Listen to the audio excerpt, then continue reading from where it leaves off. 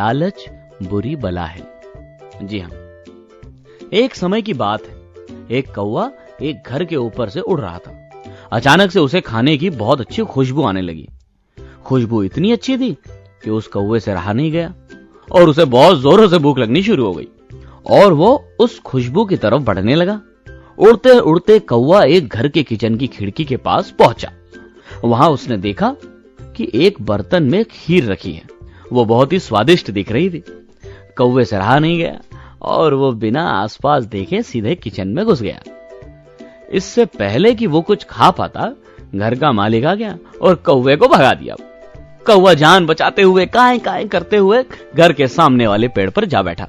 कितनी स्वादिष्ट है ये खीर, हाँ? पर इसे घर के अंदर खा नहीं सकते, उस बर्तन को ही उतार कर ले जाना होगा। पर वो बर्तन तो बहुत भारी है, मैं अकेले उसे कैसे उठा पाऊंगा? मुझे किसी की मदद लेनी होगी।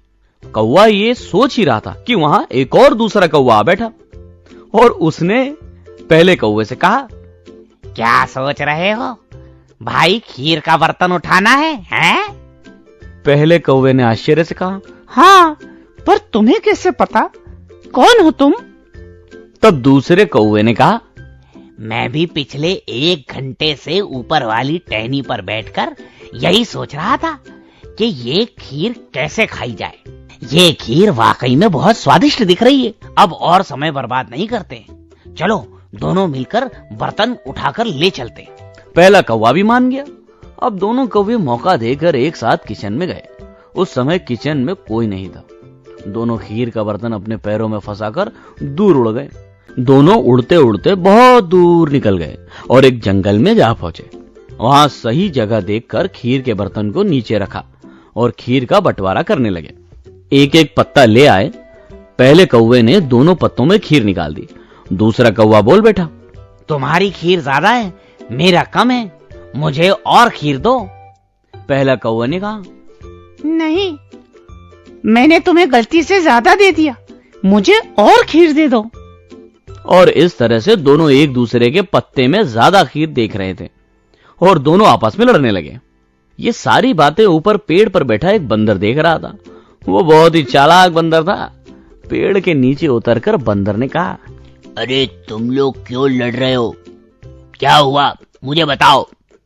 तब दूसरे कौवे ने बंदर से सारी बात बताई। बंदर ने कुछ सोचा और फिर कहा, बस इतनी सी बात? अरे इसका फैसला तो मैं कर देता हूँ। दोनों कौवे तैयार हो जाते हैं। अब बंदर दोनों के खीर से भरे पत्तों को अपने दोनों हाथों में रखता है और एक पत्ते को देखकर बोलता है, इसमें ज्यादा खीर है, अगर तुम दोनों बोलो तो दोनों के पत्तों की खीर को बराबर करने के लिए ज्यादा वाली खीर के पत्ते को मैं खा जाऊं, बोलो। दोनों कौवों ने हाँ में सर हिला दिया। बंदर ने खीर खा ली और बोला, अरे वाह, ये तो बहुत ही स्वादिष्ट खीर है भाई। ये सुनकर दोनों कौवे को भी भूख बढ़ गई। पहले कौवे ने कहा, हाँ, ये बंदर भाई हम जानते हैं, तभी तो इसे उठाकर लाए हैं।